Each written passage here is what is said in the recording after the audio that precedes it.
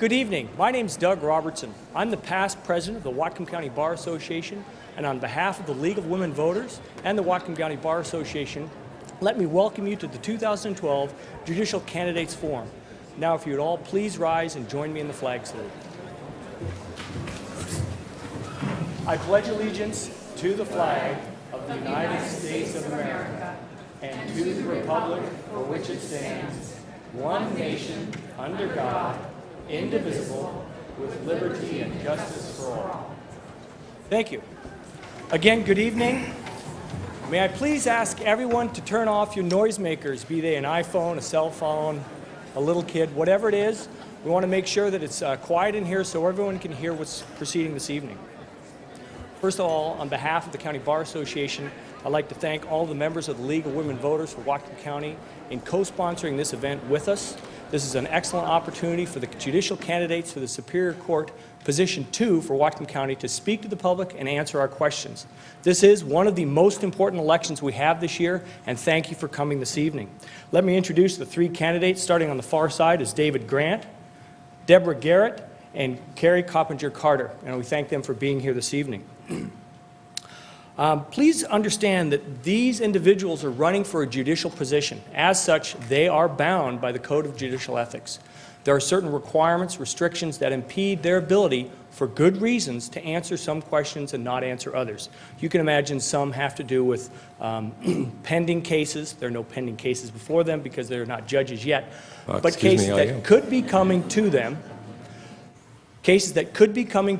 or are likely to come to them. If questions like that are presented, the canon of ethics prohibit them from making pledges, commitments, or comments that could affect it. The best example I could think of is any issue with regard to the coal trains. That's something that is affecting our entire community.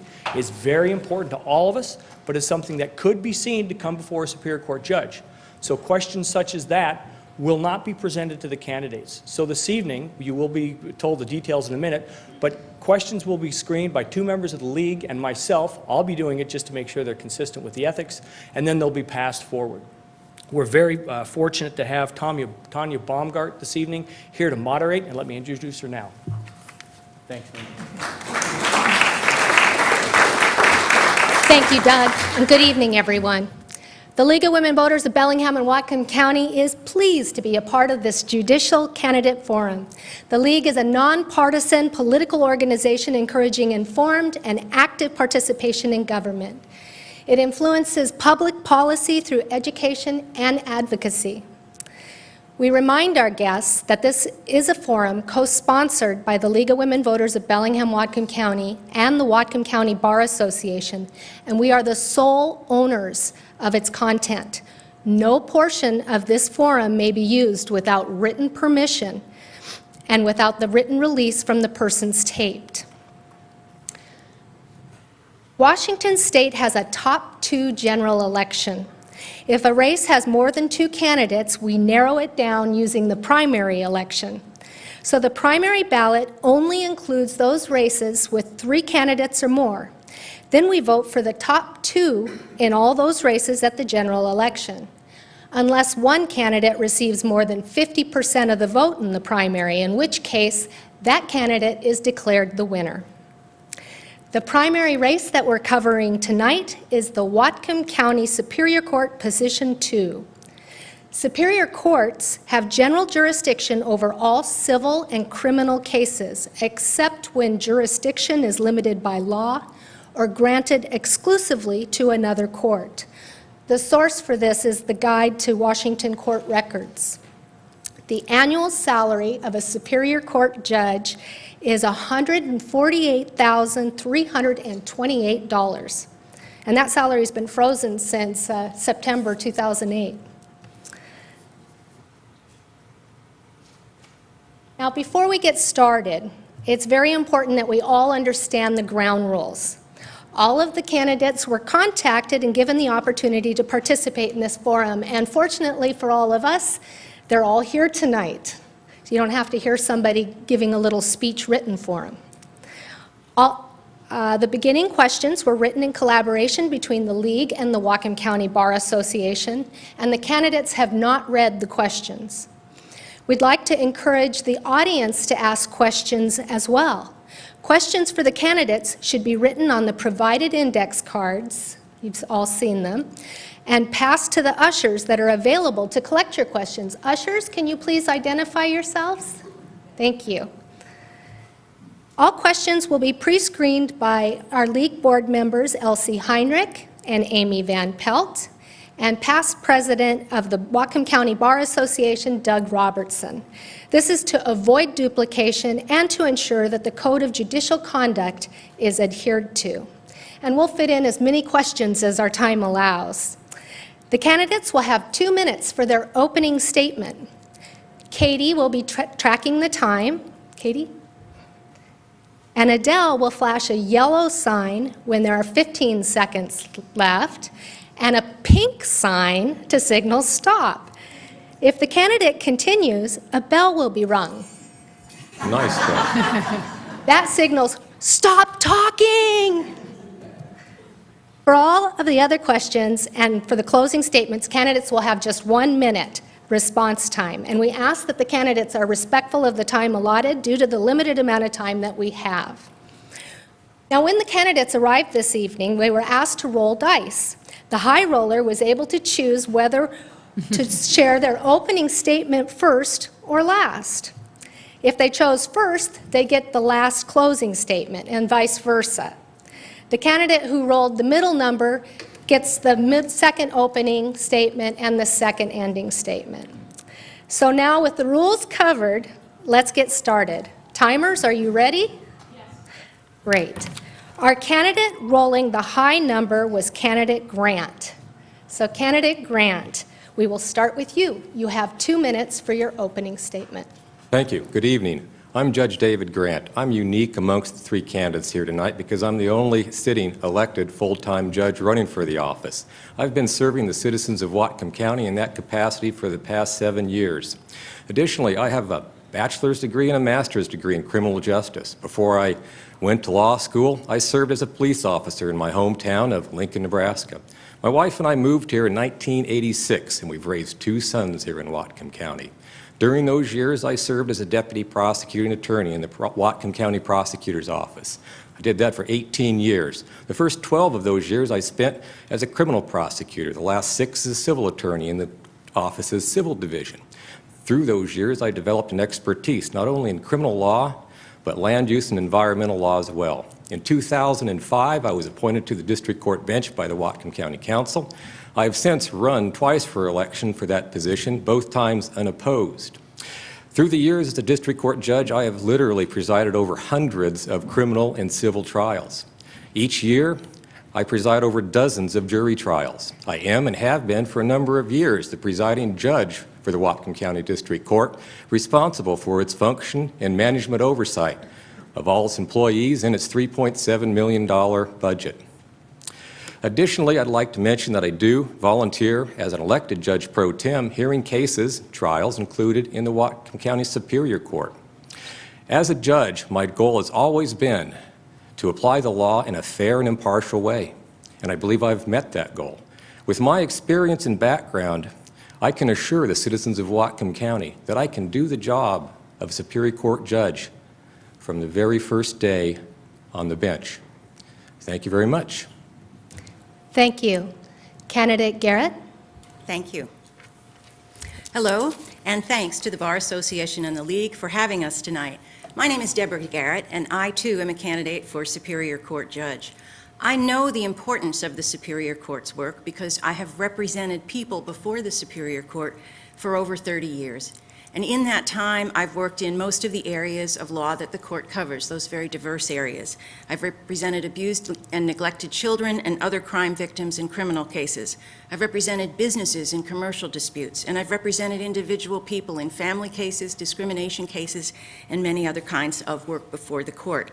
I know how the court's decisions affect people because this has been my life for the last 30 years. Mine is an independent perspective. My background is in the private sector. I know how to balance a budget. I know how to sign the front of a paycheck. and I know what it's like to run a small business in the Whatcom County economy.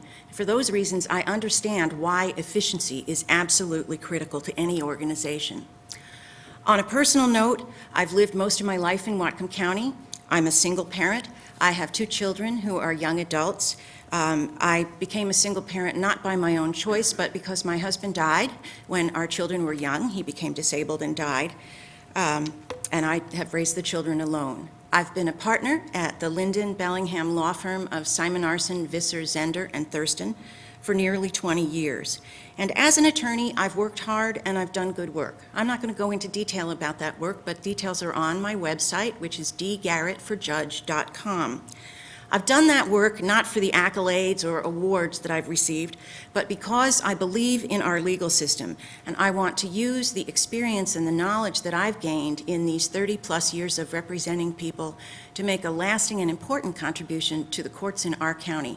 That's why I'm running for this position. Again, I'm Deborah Garrett, and thank you. Thank you. Candidate Coppinger-Carter? Good evening. Thank you to the League of Women Voters and to Whatcom County Bar Association for hosting this forum. And thank you to all of you who are attending this evening and watching and taking the time to educate yourself about this race. I'm Carrie Coppinger-Carter, and I'm running to be the next Whatcom County Superior Court judge. As a 4th-generation, lifelong county resident, I learned the value of hard work at a young age. I picked berries, milked cows, drove garbage truck, managed apartment buildings, waitressed, did what I needed to do to support my young family and put myself through school. My 13 years of trial as a trial lawyer, predominantly in Superior Court, covers a broad scope of civil and commercial litigation, from property issues to contract issues to employment issues and everything in between.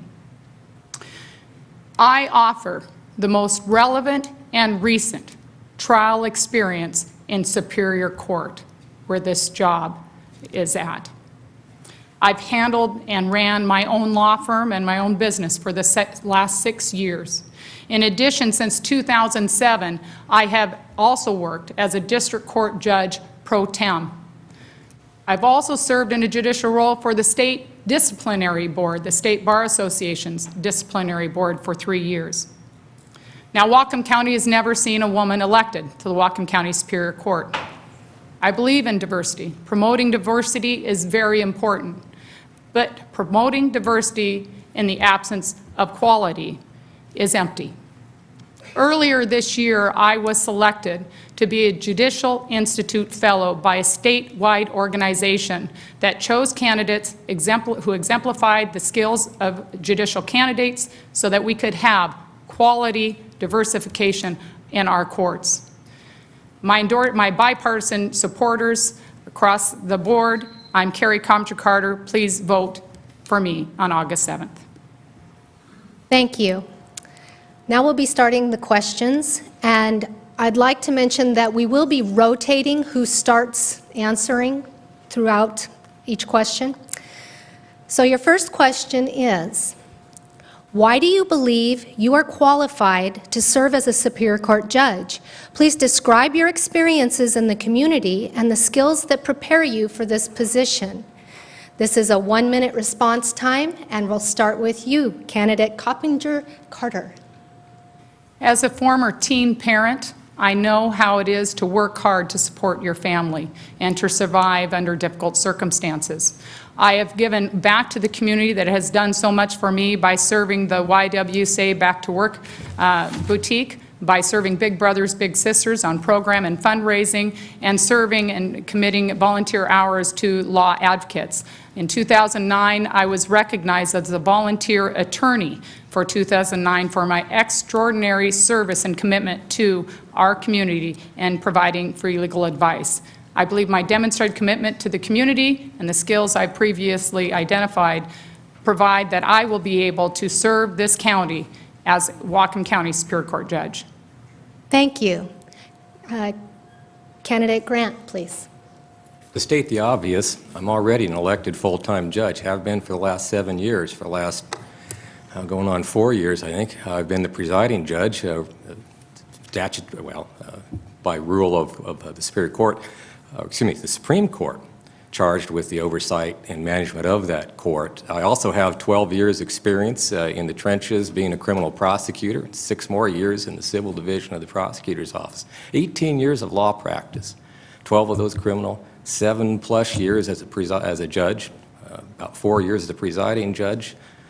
I think that speaks well and amply of my abilities and skills necessary to be the next Superior Court judge.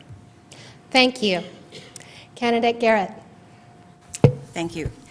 I believe that my experience as an attorney gives me the tools, and I think that the community service that I've done and what I've learned from that service has given me the heart to be a judge and to make this commitment. In terms of experience, I've done good work as a lawyer. That work has been recognized in many ways, and I've handled cases from the Superior Court to the Supreme Court of Washington and from the trial court in the federal district all the way up to the U.S. Supreme Court, where I've represented a client. I know how to do a good job as a lawyer, and I've done that all my career. But it's my community service that I think I'm most proud of. I've worked for many years as Women Care Shelters volunteer attorney, as the volunteer attorney for the YWCA. I've volunteered for law advocates, and I've coached a mock trial team. And the reason I've done this is that I really believe that access to our courts is for everyone throughout our community.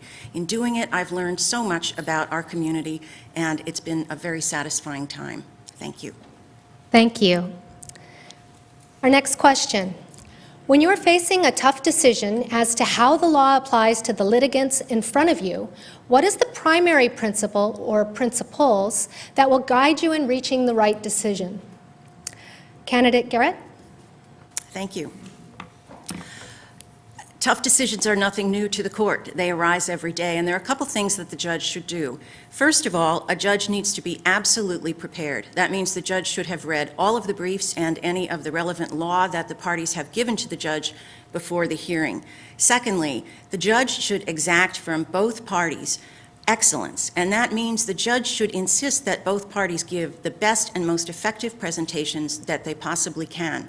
Only in that way can the best decisions be made. That calls for leadership, and that's very important on the part of the court. Putting those aspects of things together enables the court to do the very best job at gathering the information and hearing the parties' perspective. Then it's up to the court to apply wisdom that's learned over years of experience to figure out exactly what the intent of the law is and to apply that law as it was decided by the legislature or the courts establishing the precedent. Thank you. Candidate Coppinger-Carter? Can you repeat the question?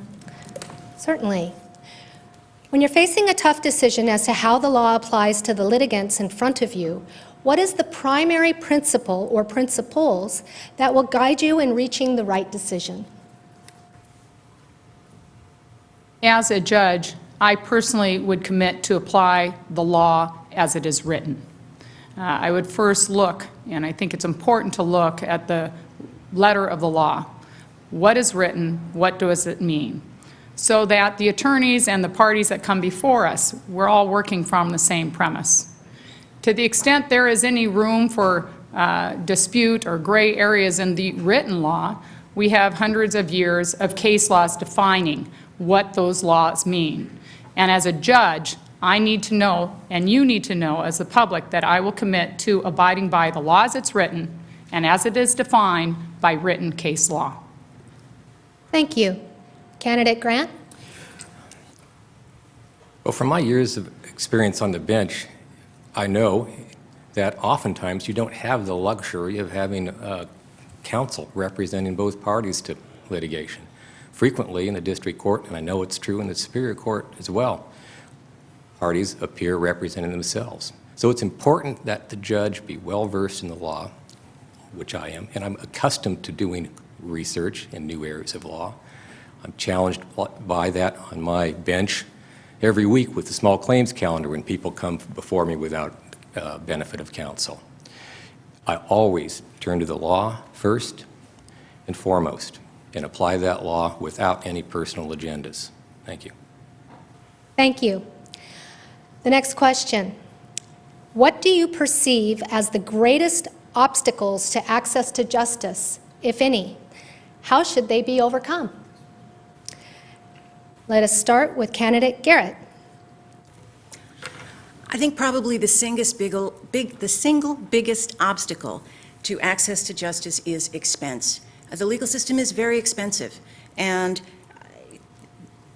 that's not frankly, that's not a situation that a single Superior Court judge can ameliorate or end. But there are certainly things that a judge can do to help to avoid that expense. First of all, efficiency is absolutely critical. It's as important as quality judging in the court, and that's because inefficiency, the time that people spend waiting around for the judge to finish hearing a motion on another case, or for the counsel to finish arguing who knows what with the judge, all of that takes time, and time is money. It limits access on everyone's part to the court. And so one of the things that it's important for any judge to do is to make sure that the courts are run not at compromise to the decision making, but with the highest degree of efficiency. Thank you. And candidate Grant, please. Now, with the criminal issues, we do have a constitutional prerogative, a requirement to get those cases to trial in a timely manner. That's created, quite frankly, civil backload in our Superior Court, and the fact that we haven't had an additional judge in the Superior Court since 1975. The greatest bar, I think, to access to justice in Whatcom County is just simply the caseload. I would call it a crisis that the Superior Court is facing. And I do agree with Ms. Garrett as well. Cost is also involved, and that's probably why I, as I mentioned already, see so many pro se litigants appearing before me in the district court on nearly a daily basis. So I really think that funding adequately, providing for open seats, or we really need that fourth judge on the Superior Court. I'll make that pitch right now before she holds up that pink card. Thank you. That's that. Thank you. And candidate Carter, please. The substantial obstacles we face for access to justice, I think, are primarily summarized in delayed justice is denied justice.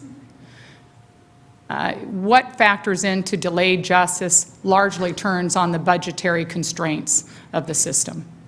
We are in a tough economic time, so we need to, when you can't access more funding and funds, become more efficient. In my law firm, I shifted the entire firm to a paperless process and have spent 3 years looking at how to become more efficient with how we process information. And the court will need to start preparing to bring us to the next age technologically so that we can be efficient and we can save the money and make sure that we get to cases in a timely manner. Thank you. Our next question. With the county facing increasing costs to run its jails, what sentencing alternatives, if any, should be considered to save money? Let us start with candidate Grant, please. Oh, that's an interesting question.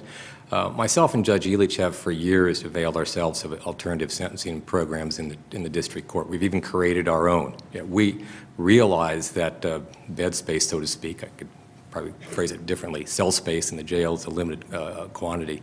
And we have been very proactive in utilizing jail alternatives and alternatives to incarceration. The Superior Court judges are a little bit hamstringed with regard to their prerogatives in sentencing. I do believe, however, that creativity can be had in the Superior Court. I've seen it when I was a criminal prosecutor. I utilized it when I was a criminal prosecutor for years.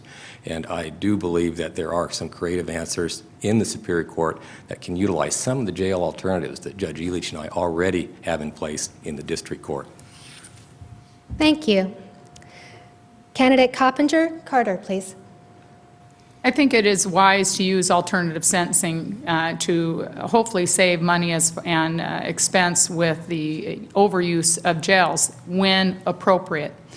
Superior Court actually does do that to a certain extent with drug court in particular, where instead of just locking somebody up, they devise a plan in the appropriate case to basically cooperate with the medical community to address the bigger issues and hopefully support the offender to make the changes necessary to avoid keep coming back and keep coming into jail. And really, it saves costs on a larger scale, because if that offender has children at home or is a single parent, they're able to live up to their responsibilities as a parent, get the support and the guidance they need in order to change the ways of their life. So it actually saves costs on a larger level as well to our community. Thank you. And candidate Garrett, please. Thank you. Certainly, the Superior Court has access to some alternatives to jail as well, and I think it's very important for the court to utilize them. We have an Alternatives to Jail program, and in that program, people are allowed to perform community service under a monitored system where they sometimes may spend the night at the facility, but they're allowed to go out, to do community service, to go to work, to not lose their employment, which is absolutely critical if somebody's going to stay out of a life of crime. We have the drug court, and that too has given a new lease on life, a new direction to many people. Obviously, the right people have to be the candidates for this. It's not appropriate for a violent offender, but many of the people who come before the Superior Court are not violent offenders. There's some sort of substance abuse or some sort of other problem that has brought them to where they are, but it's not a history of violence. Skagit County is incorporating a mental health court into their curriculum, and I think we'll learn from their example and perhaps look to do that ourselves. Thank you. Thank you. Next question. Dissolution matters are now required to go through mediation and settlement conferences. After that, they receive the lowest priority in civil calendaring. Do you believe this procedural process impedes litigants' ability to have their dissolutions heard by elected judges? If so, what changes should be made? Oh, sorry. You're so good, you just wait. Candidate Carter, please. I believe the process we have set up has made huge progress in dealing with dissolution and family law matters. Of all the areas to be adversarial in, that is probably the least productive area. And so the institution of mediation and alternative means to resolve those disputes has been highly effective. But again, if we're delaying the resolution, then we're denying justice to that family and allowing them to move forward to the extent they need to. So we need to look at what can we do. Is there things we can do on the calendar to make it more efficient? Again, that word keeps coming up. So that we can allow families to have peace and resolution as well as what we do in the criminal and civil arena. Thank you. Candidate Garrett, please. I think that the current court calendar problem is simply terrible for resolving dissolution cases. And you know, ironically, the law also gives priority to cases that involve the welfare of a child, and most dissolution cases do involve the welfare of a child. The law gives priority to cases that involve statutory discrimination based on race, sex, religion, sexual orientation. All of those are civil cases with priority. That priority is a fiction when the court system is as bogged down as ours is. So I think the really important thing is for the court to address the issue of court calendaring and how the court keeps track of its calendar and maximizes the time that judges spend on the bench hearing cases. That's the only way to clear up a backlog. Thank you. Candidate Grant, please. I too think it's appalling that people have to wait to resolve a dissolution because of the impact it has on them, their family, children, and relatives involved. Frankly, I think that the idea that I at least discussed with a number of attorneys here in the legal community and fellow judges of dedicating one of the one of the three Superior Court departments to hearing just civil matters might address that problem, at least as a stopgap measure before additional help can be sought and obtained on the Superior Court bench. Thank you. The next question. Currently, the prosecutor controls the calendaring for criminal cases. Do you believe this should continue? If not, what would you propose to do to correct this? We'll start with candidate Garrett, please.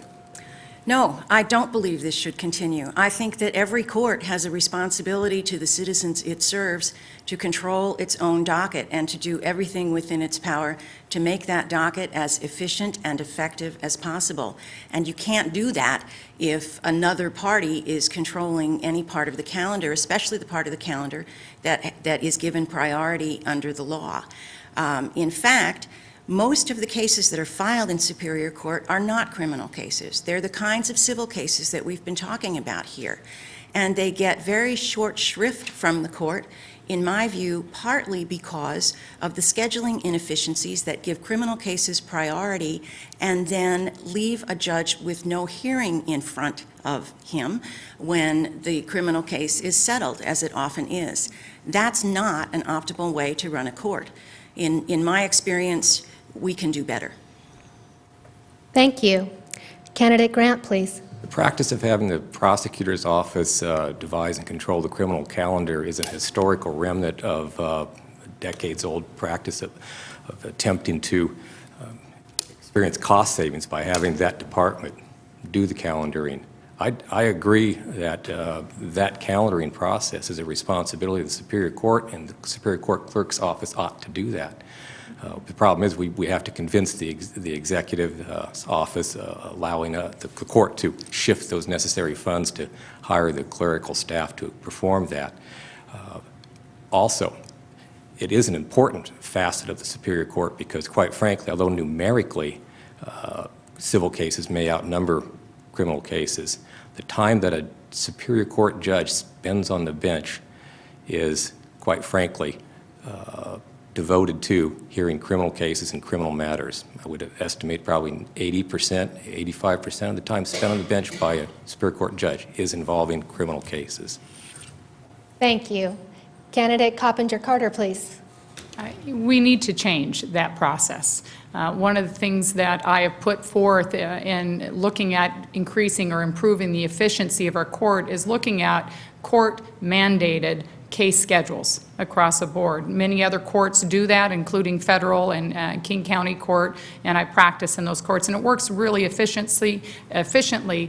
It actually results in cases resolving and not needing to go to trial frequently. And so the court needs to take control over those schedules. I've talked to the court administrator, and they're already looking at systems. What can we do to help streamline? And I think that day will come. So it's important that we prepare to shift the focus and the control of those calendars and the scheduling of cases back to Superior Court so it can manage its calendars appropriately. Thank you. All right, our next question is, at the end of your term, how would voters be able to determine whether you'd done a good job? Candidate Grant. Well, they can look at how I've been doing my job for the past 7 years in the district court and the innovations that I've introduced in Superior Court. There are many. We've brought in mediators to help out with our small claims calendar every week, improving access to justice, allowing people to settle their own disputes without having to turn to the court. We've developed specialized probation units to address offenders with mental health issues, to address offenders convicted of crimes of domestic violence. We've instituted a domestic violence court. We even have provided for internet disposition of some matters in the district court, put forms for folks to access on our website to make that easier for them to file actions and get their relief from the district court. So I think they can look at my current track record and get a good gauge on how I'll perform on the Superior Court. Thanks. Thank you. Candidate Coppinger-Carter, please. Well, if it goes well, they can look at the track record of appeals from my courtroom, and hopefully they will be relatively few. They can also look to see, am I a judge that is affidavitted frequently?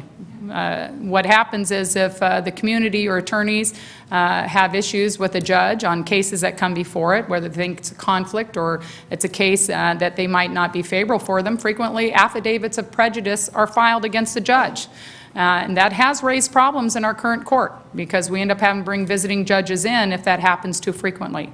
So those are two ways you can actually measure how any judge performs their job and whether they're being accepted by the community.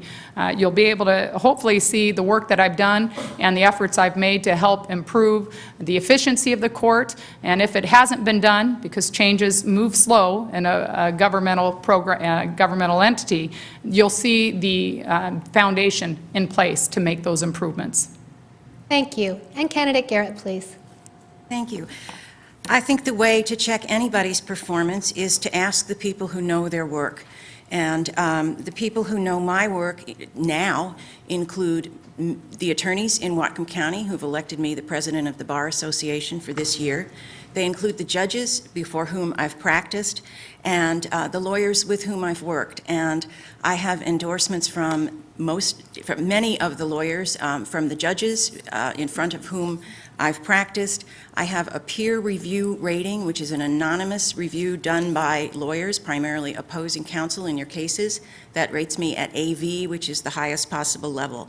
I say this not to brag, but to say that it's important to ask people who really know, and they are the people who see the work. 4 years from now, I would recommend that you ask the people who've appeared in my court, that you ask the lawyers who've appeared in my court regularly, and that you look at the statistics of how many cases I've heard and how much time I've spent on the bench hearing cases. Thank you. Next question is, what role does one's personal politics play in the way judges approach their decisions? And we'll start with candidate Coppinger-Carter, please.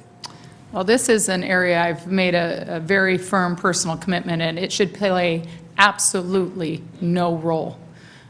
In this race, I have been very clear that I would not discuss my personal opinions and beliefs. I would not affiliate with any one political party. I made sure I talked to all parties, all organizations of varied interests. This is a nonpartisan position, and it is very important in order to uphold the integrity of the bench, that it is not clouded with the perception that a candidate or a judge has a certain political belief or leans one way or the other, because at the end of the day, the judge is to set aside all their personal beliefs and opinions, all their political beliefs, and focus on the law as it is written and to apply the law as it is written, irregardless of their personal beliefs. And that's a commitment I have made, and it's a commitment I've stood by throughout this campaign, and I look forward to living by that commitment when I reach the bench. Thank you. Candidate Garrett, please. I too believe that personal politics have no role in the life of a judge.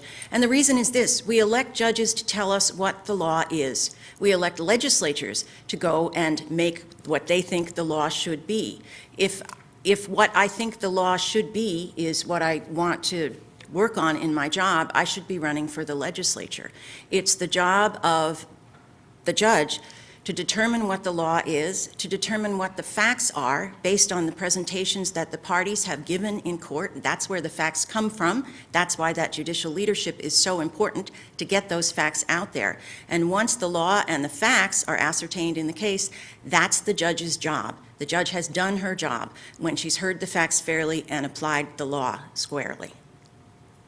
Thank you. Candidate Grant, please. You said personal opinions and beliefs. Well, and agendas. It depends on which agenda you want to talk about.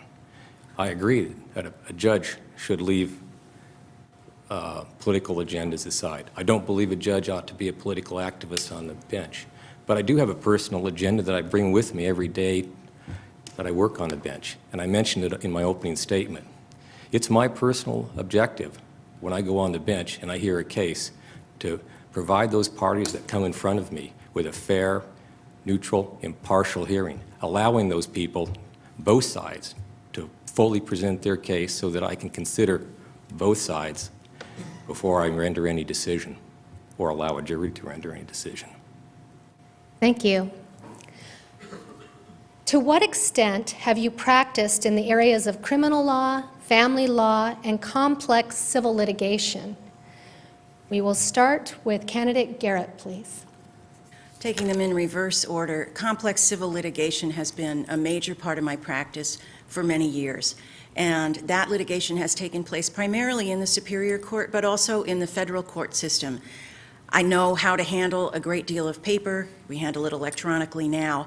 I know how to handle the discovery process, which is such an important part of civil litigation. I've done that for many years. In family law, I've represented people in dissolution cases, custody cases for many years. I represented, as I said before, abused and neglected children in criminal court and in criminal prosecutions, as well as in family court. I believe that my experience is pretty well-rounded. My focus has been primarily on complex civil litigation, but the rules of evidence are the same, and the rules under which complex civil litigation is conducted are, frankly, if you understand those rules, you understand the trial process. Thank you. Thank you. Candidate Grant, please. Criminal law, I've already mentioned that I served as a deputy prosecutor doing criminal prosecution for a dozen years. Police experience. I learned a lot on the streets of Lincoln, Nebraska, believe it or not, about people and also about police officers. I know there's good and there's, just like people, there are good and bad police officers. Nonetheless, with regard to civil litigation, the first case I heard as a pro tem judge in Superior Court involved water rights on Chuckanut Ridge, south of town. Millions of dollars were at stake on that particular case. It was a bench trial. I had to interpret a contract with regards to water rights, privileges there. That was upheld by the Court of Appeals and the state Supreme Court. And I don't want to minimize the civil cases that I hear as a district court judge. Even a case involving a small amount of dollars, less than $75,000, can present complex civil issues, legal issues, and they do. Thank you. Thank you. And Candidate Coppinger-Carter, please. Criminal law, I've worked with litigants with misdemeanor and assisted others, attorneys with felony matters, including appellate review of felony matters. I also assisted with research and writing of Chapter 1 and 7 of a search and seizure handbook that Sheriff Elfo told me sits on his desk. So I'm very well familiar with the federal and state constitutional issues with search and seizure and the exclusionary rule as it applies to criminal law. I volunteered with King County Police Department with their special assault unit dealing with sexual assault cases, as well as working and interning with the Public Defender's Office. I say that because I bring the balanced perspective, and that it has always been my goal in making sure I develop that. I've worked with family law, mostly pro se, and helping people with their dissolutions and parenting plans, and I've done a whole host of very complex civil commercial litigation, from $9 million contract cases to property rights out around the Blaine Airport, contract law, and commercial disputes. Thank you. I received a little request from our screeners. They say, could you please provide us more questions? We're having lots of duplication in the questions. So if you have other thoughts, you realize we'd been getting a lot of questions and maybe you decided to stop writing them. But we do have duplication, so please send them down. We'd be happy to do them. All right. The next question.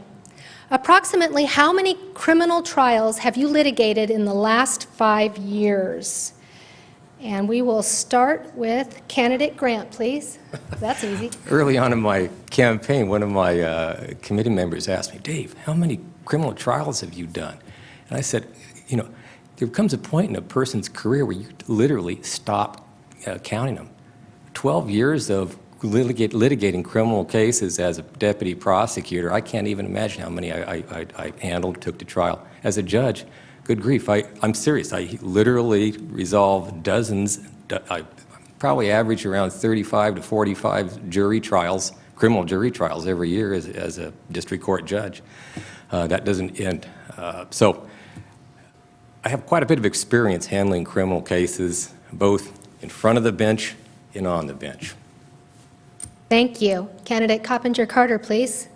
In the criminal area, all the criminal cases, I believe you said within the last 5 years, have resolved without trial, with either deferred prosecutions or negotiated resolution and not having to go to trial. And that includes cases that involve cross-border charges.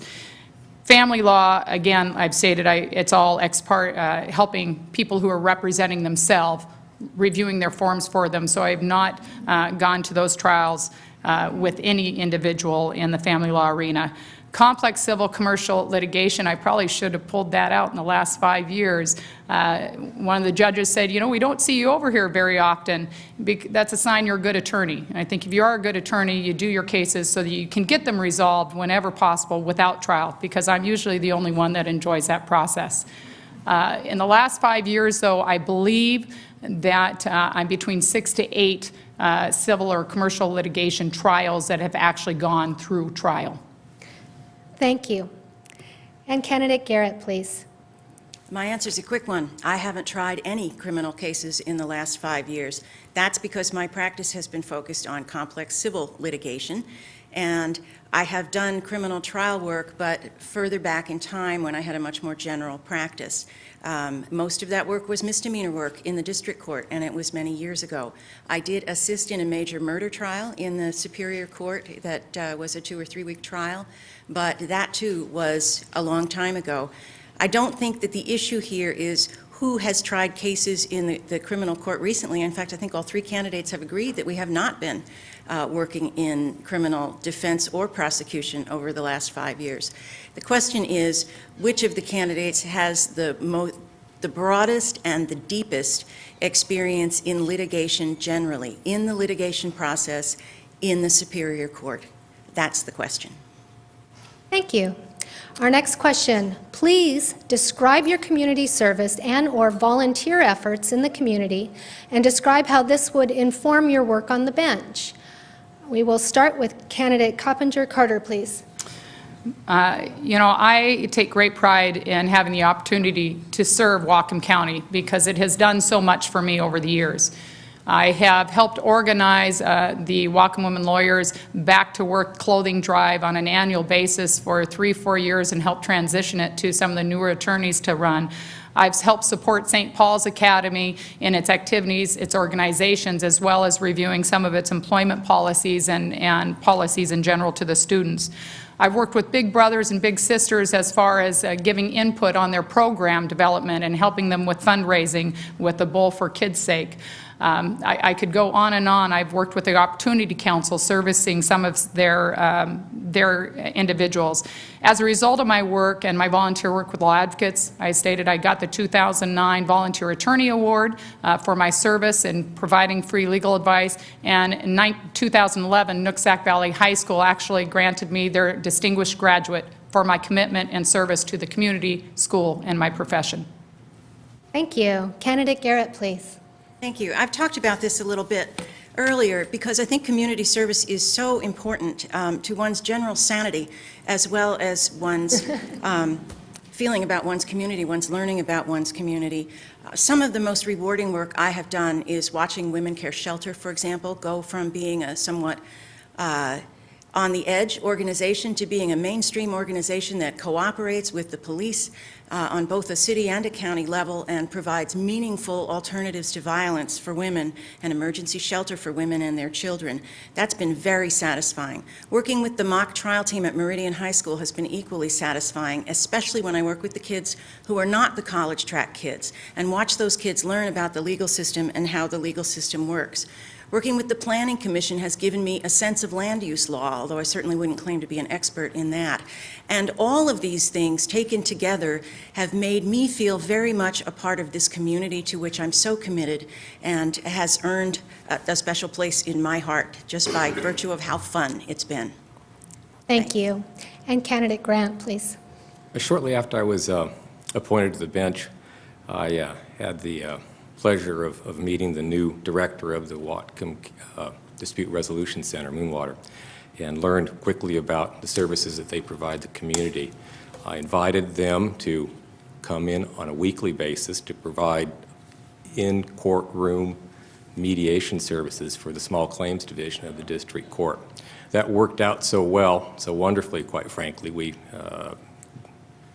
increased our mediation of cases by over 50% that first year.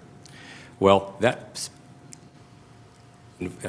caused me to join their board. I've been a board member for that organization for years now.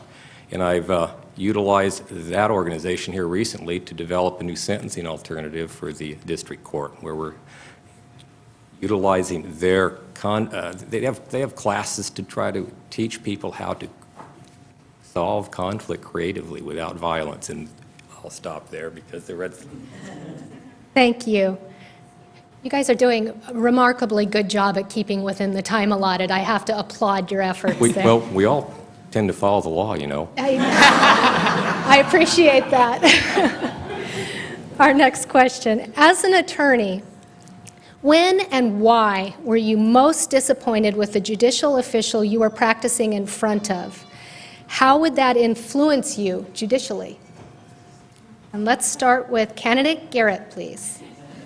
Oh, I was hoping you wouldn't start with me because Sorry. wasn't prepared for that question. I think, frankly, the most disappointing experience I had occurred in the Whatcom County Superior Court. Fortunately, it was a couple of years ago. None of the current judges were not involved. But I had a case in which I really felt that no matter what I said, the judge had made up his mind that my client was wrong. I thought I gave a good argument, and I thought that my client's position was valid, and I thought that a fair hearing would reveal that. I didn't feel that my client got a fair hearing. I was a lot younger then, and I had my Irish temper, and it took everything I had not to slam the door when I walked out of the courtroom that day. And honestly, I was ashamed. I was ashamed of our legal system and what it had shown to my client. Fortunately, that was a fairly isolated event. It hasn't repeated itself very much in my career, but I'll never forget how ashamed I felt that day. Thank you. And candidate Grant, please. That's a tough one. The one that comes to my mind, quite frankly, involves the state Supreme Court. I've argued 3 cases in front of the state Supreme Court. Only won 2 out of the 3, but one of them that I prevailed on recently with regard to the location. I better not say much more about that. Never mind. I don't want to say much about the facts because the decision was 8-1. We had one dissenting opinion. I just couldn't figure out where that person got to that decision. I read the justice's opinion, of course, but it never really made much sense to me. Unfortunately, I had an opportunity to actually sit down and talk to the justice here not so long ago, and now I understand how the decision was reached, and it makes sense to me now. But I was a little bit miffed at that one lone dissenting opinion. And candidate Coppinger-Carter, please. You know, I've appeared before a lot of courts, Court of Appeals, State Supreme Court, up to the Ninth Circuit Court of Appeals on the federal level. But the one that always stands out to me is actually in our own Whatcom County Superior Court. And fortunately, it does not involve any of the judges currently on the bench. But at the end of a trial that came out in my client's favor, but not as favorable as she had hoped, she was disappointed, but she was willing to live with the outcome. You know, she'd had her day in court. And in the process of entering the final findings, the judge turned to me and he says, you know, Miss Coppinger-Carter, you can't make a silk purse out of sow's ear. I was shocked. I felt, and I could tell my client felt, completely gut-shot. I was embarrassed. It is one of the reasons why I have a firm commitment that all voices and all parties will be respected and heard in my courtroom. Thank you. The next question is, what role does a judge have in bringing important legal or judicial issues to the public and legislature? And we'll start with candidate Grant, please. Well, frankly, as Ms. Garrett mentioned earlier, the role of a judge in the legislative process is, by virtue of our doctrine of separation of powers, quite limited.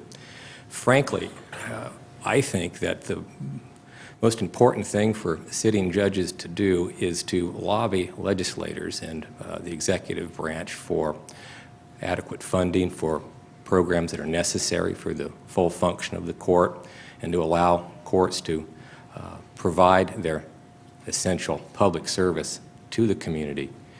And I would have no hesitation of going to Olympia and doing that sort of lobbying. Beyond that, I don't think it would probably be much very appropriate for judges to get involved. Thank you. Thank you. Candidate Coppinger-Carter, please. Well, again, the judges are limited as to what they can do. You can't go and advocate for certain issues or certain positions because those issues can come before you as a judge. However, you do have the responsibility to go to the legislature and to advocate for the administration needs of the court. So if that's administrative budgeting issues, if it's to address the creation of a 4th judicial seat, anything to do with the administration of justice, and that is a responsibility any judge has. I have gone down and testified in the legislature on issues that were of interest or were of concern to me in the past, and I would continue doing so if I was elected as a Whatcom County Superior Court judge. But those decisions are done in agreement by all the judges and the court, because you are then acting on behalf of Whatcom County Superior Court. It's an important part of the job of the administrative tasks that a judge have, and I would make a commitment to do my part. Thank you. And Candidate Garrett, please. I think my answer isn't too different from that of the other candidates.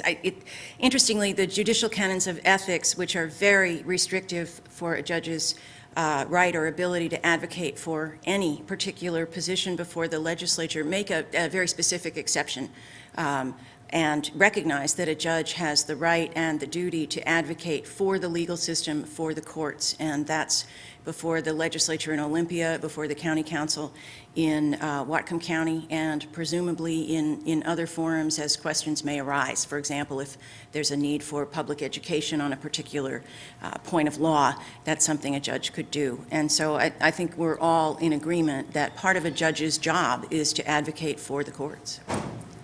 Thank you.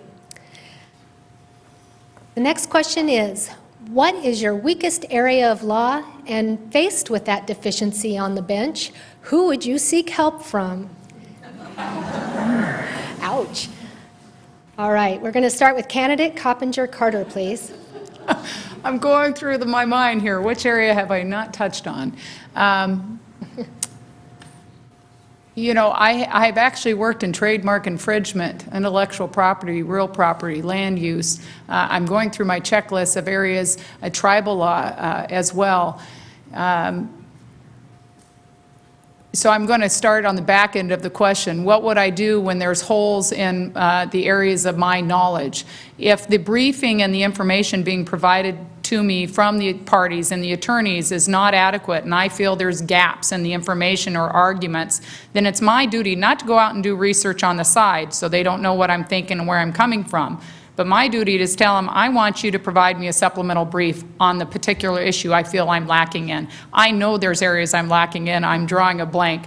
And I'm not afraid to admit when there are lacks in my knowledge. It may be on some nuance in trademark infringement or in securities and merger issues. Definitely would need to ask for supplemental briefing in that area.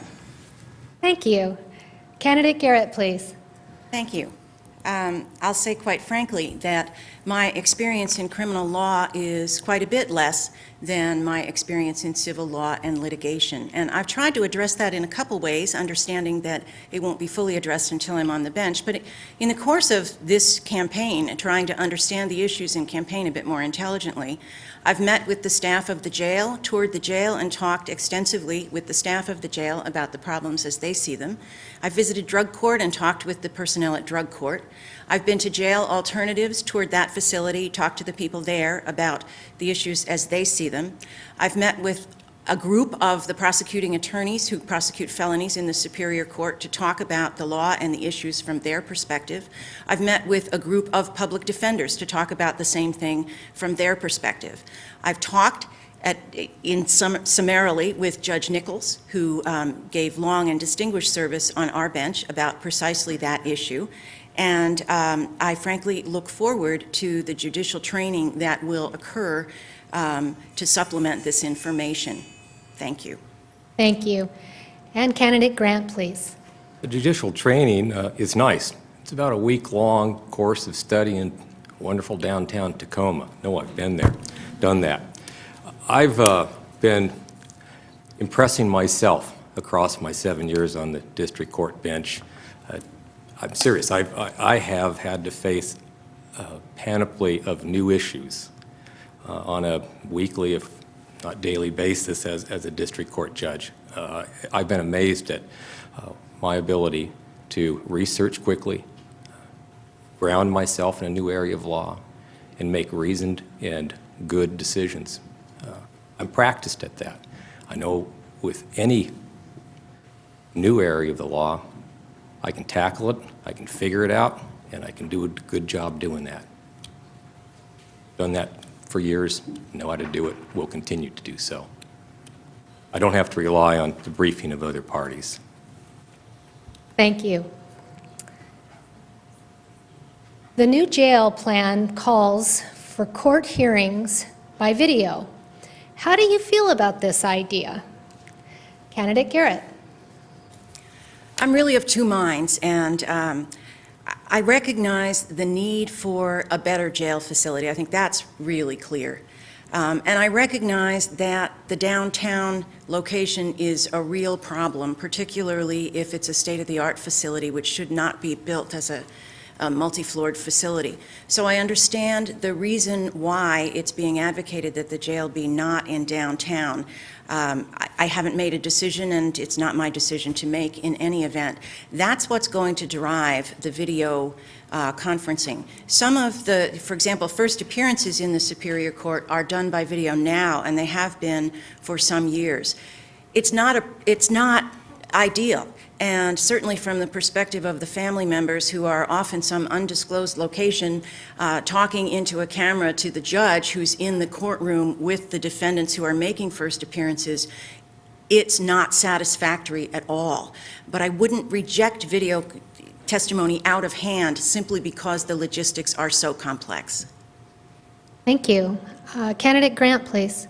Quite frankly, I've been a fan of video conferencing and bringing that concept into the courts for years.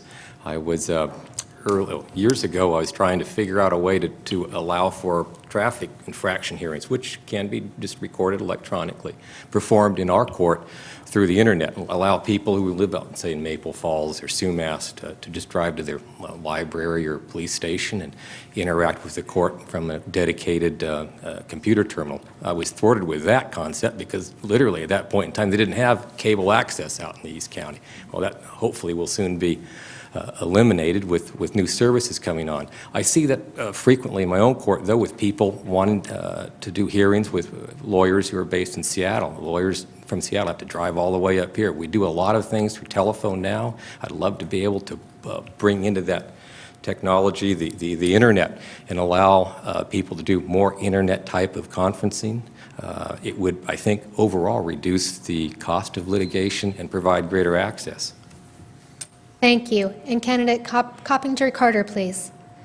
I've used video conferencing in my office, so I am a great advocate for it. I enjoy it thoroughly. It's ease of use and avoiding counsel who have to drive maybe 4 hours round trip. But when used in the courtroom, I know it's been very successful down in King County when they started doing some of the remote appearances with the new facility down in Kent. And I've talked to practitioners that have used it, and there is a balancing of interests that needs to take place. But the cost savings of dealing with transporting prisoners or offenders back and forth to the courtroom for minor hearings is huge. And that is a cost to the overall judiciary and to the legal system that needs to be kept in mind. So if we can have the quality video conferencing used in appropriate settings that still protect the defendant's constitutional rights, then I am a great advocate of that, and I think it's been used successfully across the state. Thank you. The next question is, what is a pro tem judge, and what experience do you have acting as a pro tem judge? And we will start with Candidate Grant, please. Well, my particular circumstances, there's a constitutionally created office called an elected judge pro tem. Because I'm an elected judge, I can volunteer to do cases, trials, in the Superior Court. And I've done that now for, gosh, I think it would have been elected the first time in 2007, so since 2007.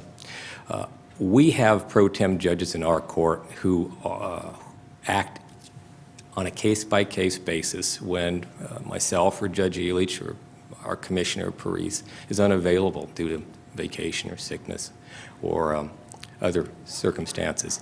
Those judges come in, they're paid by the hour to hear one or two cases, and they don't have any administrative responsibilities, no management duties, no other responsibility than hearing that particular case that comes before them on that particular moment.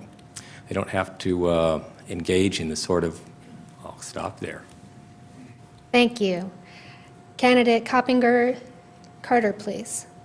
So by definition, Judge Pro Tem means that it's a judge that is brought into the court, is under the same oath as any sitting judge to apply the Constitution, the state and local laws as written, but that they do not perform and sit or preside over more than 12 cases per year.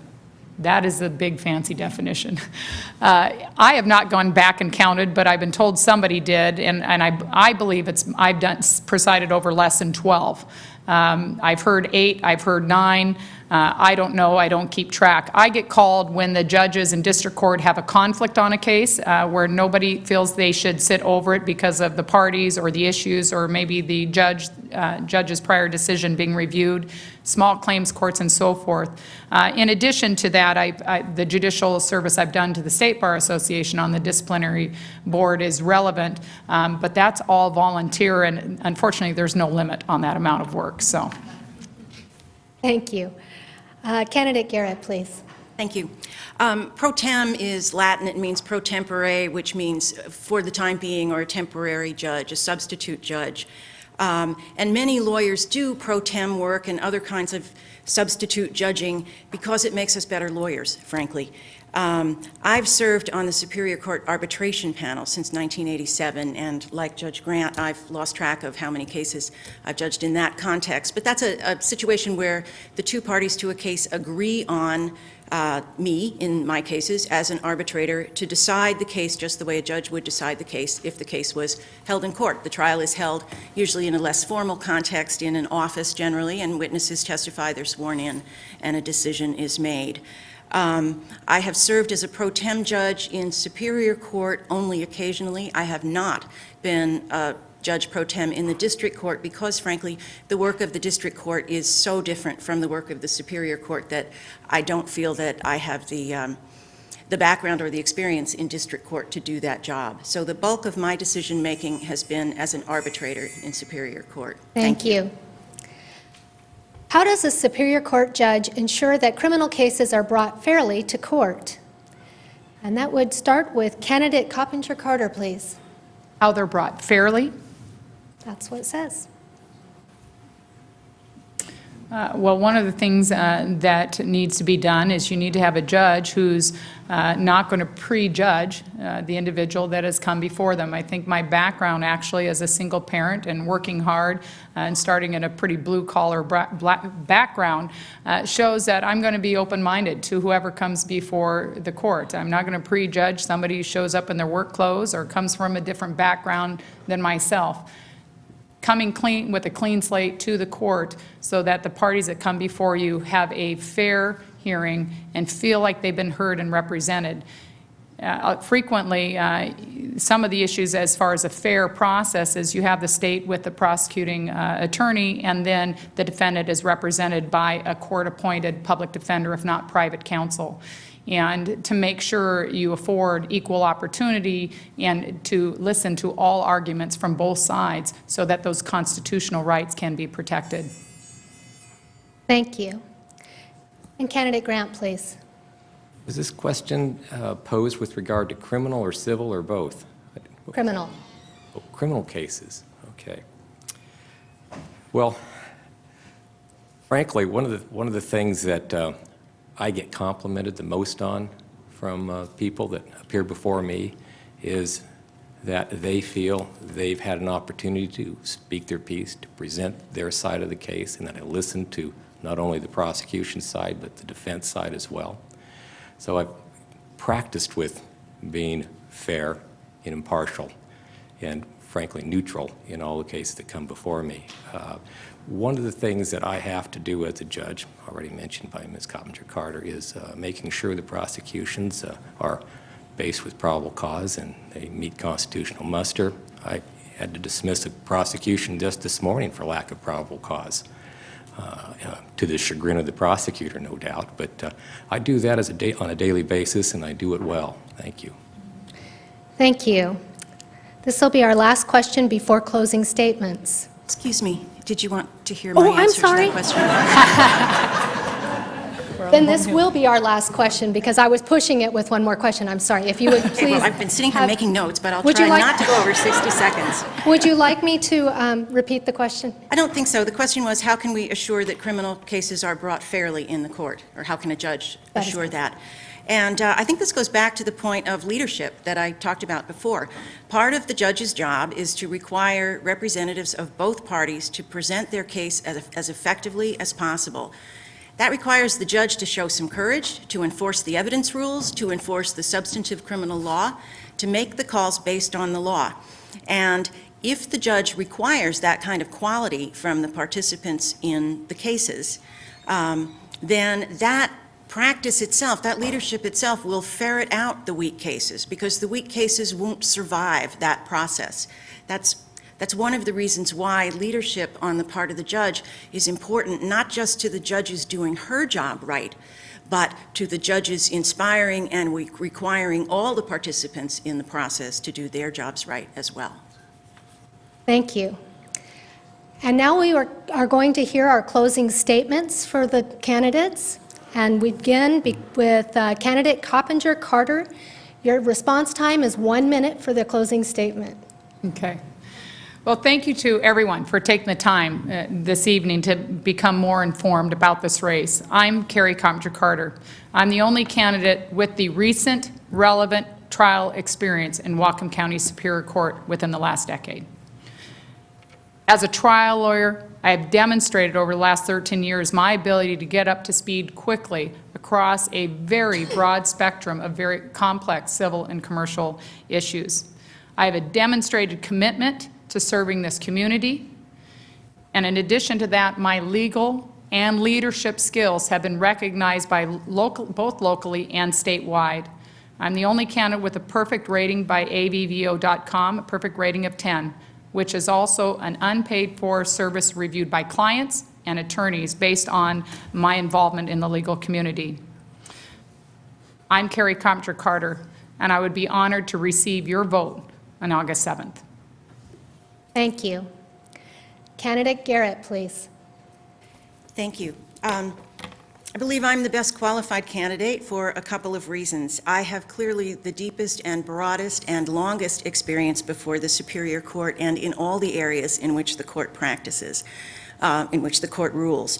I have a demonstrated commitment to community also, and that's played out over 30 years of doing many, many different kinds of work in our community.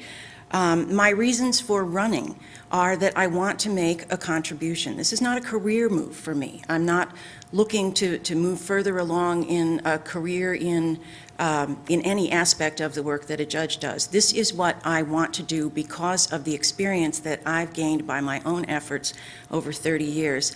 I will point out that my work has been recognized as good work by many peer-reviewed services, and I don't know how important it is, but avvo.com has given me a perfect 10 rating also, to the extent that that matters. In closing, I will say that the work of the Superior Court is so important. The voters have a very clear choice here between these three candidates, and I thank you all for your attention tonight.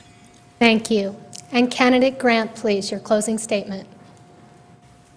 In closing, I'd like to pose a thought for your consideration. In this state, if a person is charged with a capital crime, our state Supreme Court requires that defendant to be represented by 2 lawyers.